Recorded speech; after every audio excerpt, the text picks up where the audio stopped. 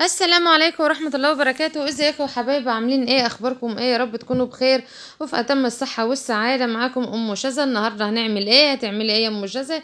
هعمل كنافة بطريقة بسيطة خالص، بطريقة سهلة.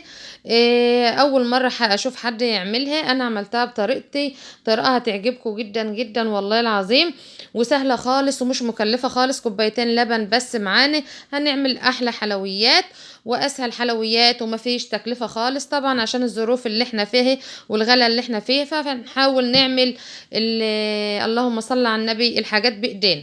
معايا هنا كوبايتين لبن، تمام، انا كنت غلياهم قبل كده. خليكي معايا يا بطه انت وهي، ما تتوهيش مني.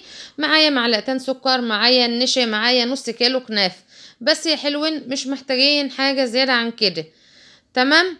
هتروحي تشتري الكنافه الوقت ومعلقتين سمنه بلدي. عندك سمنه بلدي، عندك زبده، عندك سمنه عاديه، ان شاء الله يا رب سمنه من بتاعه التموين. اعمليها يا وليه وما تخافيش، هتطلع فله من ايدك اصلا، واولادك هيقولك تسلم ايدك يا ماما. وهتبقى كمان وفرتي. لو هتشتري الكنافه بس كده ساده من المحلات بره، شوف هتشتريها بكام. صلي على الحبيب المصطفى يا بطه انت وهي، وتعالي يلا هقولك نعملها ازاي. في الفنجان الصغير جبنا حته كنافه وقمنا حاطينها. طبعا الكنافه بتاعتنا ما بتبقاش مكسره، بتبقى سليمه. وحطيت واحده بالشمال وواحده باليمين عكس بعض كده في قلب الفنجان بتاعي، فنجان صغير. وحطيت حبه كريمه فيه. طبعا احنا ما عملناش مع بعض الكريمه، بس احنا عملناها مع بعض كتير قبل كده. فاختصارا لوقت الفيديو عملتها واشتغلت على طول. طبعا حطيتها هنا في قلب الفنجان بتاعنا، وهنبدأ نلم الكنافة كده ونلم الدنيا على الكريمة بتاعتنا.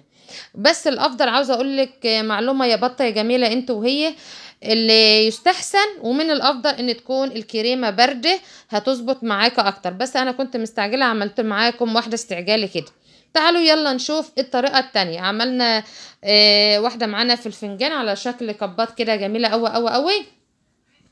الطريقة التانية ايه؟ هقول لكم الطريقة التانية. الطريقة التانية ان احنا نجيب برضو حتة كنافة كده، بس تكون قاطعينها ايه يعني مش كبيرة اوي عشان ما تبقاش كبيرة. ونحطها كده ونفردها على الرخامة، تبقى الرخامة نضيفة كده الاول يا ست الكل عشان تبقي شاطرة وحاجتك شاطرة ونضيفة. وبعدين تحط صبعك في النص وتبدأي تلفي تبرمها كده، تبرمي برم كده وصبعك في النص زي دوخيني يا ليمون، تمام يا حبيبة قلبي.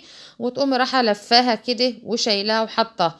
في معلومة بقى تعالي ما اقولها لك يا بطة. المعلومة دي ان انت لازم ايه، ان ممكن لو انت لسه مش متمكنه مستجده، تقوم عامله ايه، جايبه البخاخه بتاع المطبخ وحاطه فيها شويه ميه بسكر ورشه على حبه الكنافه. وانت بتعمليها شوفي، انا قطعت عود كنافه وقمت شغاله ابوه، هتقومي بخ عليها ايه شويه ميه بسكر، تثبت معاكي ما تفكش معاكي في الفرن، ما تفكش تاني بعد ما تحطها في الصينيه.